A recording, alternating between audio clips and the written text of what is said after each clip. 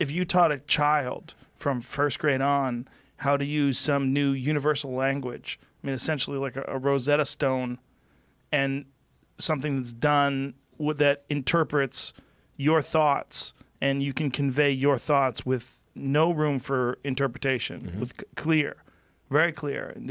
where you know what a person's saying, and you can tell them what you're saying, and there's no need for noises, no need for mouth noises, no need for these sort of accepted ways that we've